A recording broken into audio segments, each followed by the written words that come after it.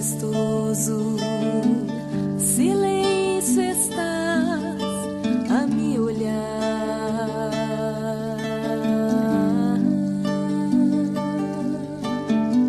Nada mais preciso, nem anseio.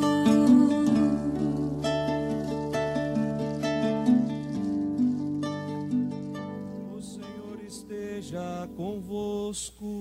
Ele está no meio de nós. Proclamação do Evangelho de Jesus Cristo segundo Mateus. Glória a vós, Senhor.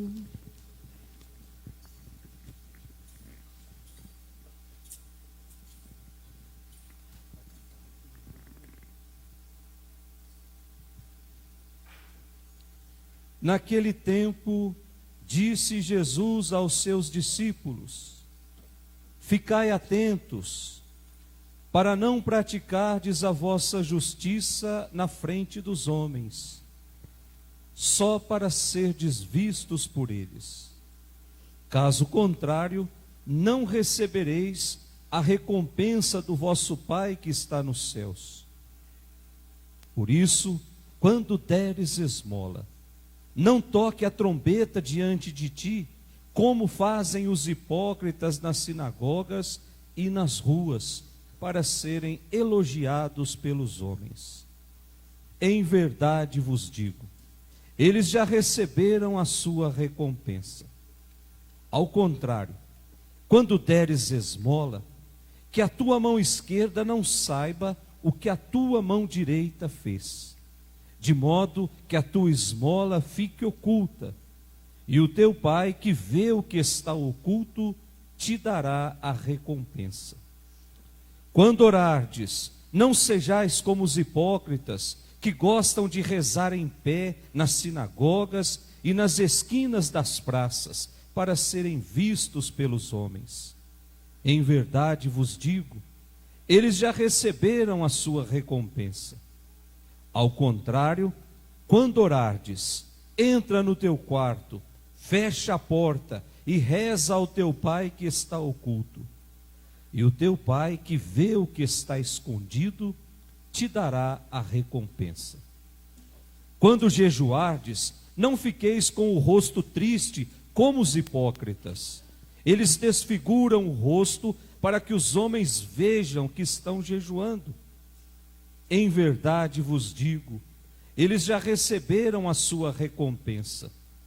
Tu, porém, quando jejuardes, perfuma a cabeça e lava o rosto, para que os homens não vejam que estás jejuando.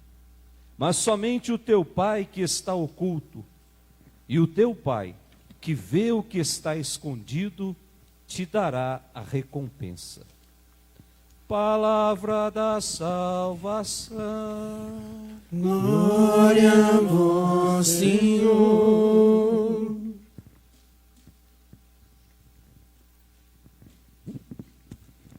Que as palavras do Santo Evangelho perdoem os nossos pecados. Amém. Podemos sentar. Caríssimos irmãos que nos acompanham pelas redes sociais, com essa celebração de hoje, nós damos início a um grande tempo de oração, a um grande tempo de penitência, a um grande tempo de jejum, tempo de conversão do coração. Esse tempo que nós iniciamos hoje nos prepara para vivermos a grande vitória da vida sobre a morte, a grande vitória da vida sobre a doença, a grande vitória da vida sobre a tristeza, sobre a dor, sobre o desespero. Esse tempo nos prepara, esse tempo faz com que o nosso coração vá se inchando, para que naquela manhã da Páscoa nós também possamos celebrar a vitória. Tempos difíceis nós estamos vivendo. Há exatamente 1 ano, começamos essa noite escura que parece que não tem mais fim. Há exatamente 1 ano, o inimigo lançou a sua semente na humanidade e nós ficamos paralisados diante dessa doença. Como pode uma doença, um vírus invisível aos nossos olhos, capaz de colocar uma nação inteira de joelhos diante desse mal? Qual é a nossa postura? Qual é a nossa atitude enquanto seguidor de Jesus Cristo? Não é outra coisa senão nos lançarmos nos braços do Pai. A confiança em Deus é a nossa grande arma. Nós confiamos naquele que nos criou. Nós confiamos mesmo diante da enxurrada de pecados que muitas vezes nós trazemos no coração.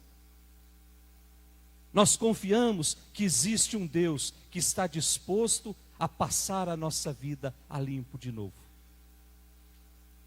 Esses 40 dias nós podemos chamar de um retiro de 40 dias.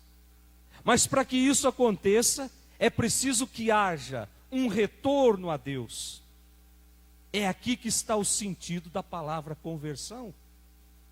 Conversão não é somente mudança de hábito. Conversão não é somente mudança de costume, mudança de procedimentos. Conversão é primeiramente ou principalmente voltar a Deus. É retornar à casa do Pai. É retornar à amizade com Deus. Como diz São Lucas no capítulo 15, é ver Deus como fonte da vida. E isso, naturalmente, exige de cada um de nós algumas mudanças. Primeiro, uma mudança de mentalidade. E a mudança de mentalidade resulta na transformação do coração. E o coração transformado transforma a vida inteira.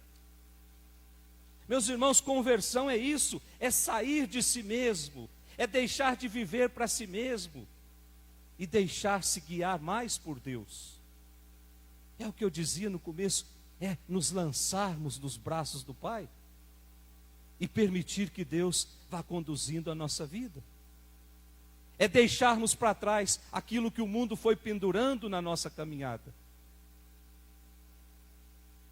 A imposição das cinzas que nós vamos receber daqui a pouco é para nos recordar que tudo que nós estamos vivendo aqui é passageiro. Daí a necessidade de voltar-se para Deus. Daí a necessidade de cultivar no coração coisas boas. Daí a necessidade de cultivar um coração cada vez mais atento às necessidades dos outros. As cinzas que nós vamos receber não é para apagar pecado. As cinzas é para nos fazer dar a devida importância ao sacramento da reconciliação. Ou seja, a cinza me faz reconhecer que eu sou pó, que daqui a pouquinho toda essa carcaça vai virar pó. Mas também me faz reconhecer que eu preciso da amizade de Deus. Por isso, eu preciso me aproximar do sacramento da reconciliação. Portanto, hoje nós começamos a nossa caminhada com Cristo até a ressurreição. 40 dias, a palavra de Deus vai nos interpelar, vai nos convidar a uma mudança de vida, vai nos convidar a uma mudança de mentalidade. 40 dias para refletirmos sobre a nossa vida. 40 dias para analisarmos como anda o meu relacionamento com a minha esposa, como anda o meu relacionamento com o meu marido, com os meus filhos, como anda o meu relacionamento com a comunidade que eu frequento, como anda o meu relacionamento comigo mesmo. Olhemos para o evangelho de hoje. Jesus fala das 3 obras de piedade dos judeus: a esmola, o jejum e a oração. E faz uma crítica dura pelo fato de serem praticadas somente para o outro, não para Deus. Era muito comum no meio dos judeus fazer alguma coisa para o outro ver que estavam fazendo. E aí tem uma série de orientações. Nós não precisamos mostrar que nós estamos fazendo jejum, que nós estamos vivendo esse tempo da quaresma para o outro. Para o outro nós mostramos com obras, mas para Deus nós mostramos com o coração transformado. Por isso que Jesus começa o evangelho dizendo: ficai atentos, prestem mais atenção nas suas práticas, para ver se de fato não são práticas que estão somente massageando o nosso ego, mas não está nos levando a um processo de mudança de vida. Olhemos a esmola. Com o advento das redes sociais, parece que se não tiver uma câmera me filmando ou uma máquina me fotografando, a minha esmola não é bem dada. Eu vou distribuir alguma coisa para os pobres, mas precisa ir uma equipe de filmagem para poder divulgar aquilo. E aí a gente vem com essa história: eu vou divulgar para que o outro também faça. Mentira. Vai divulgar porque o coração precisa massagear o ego. Eu preciso mostrar para o outro que eu sou um homem caridoso. O Evangelho está dizendo: Deus que está oculto, Ele sabe de tudo. Se nós fazemos uma caridade para Deus, porque nós enxergamos Cristo sofredor no outro, não precisa holofotes, não precisa espetáculos. O que precisa é que o meu coração esteja de acordo com aquilo que eu estou fazendo. Quaresma também é tempo de prática do jejum, que tem a sua dimensão física, mas é sobretudo uma privação do pecado. Portanto, o jejum que o mundo nos apresenta está mais relacionado a uma dieta. Ou seja, para ter um corpo perfeito, está relacionado à estética. Tudo isso na lógica do mundo, isso não é jejum cristão. O jejum cristão tem uma referência ao Cristo, portanto, tem uma referência à solidariedade.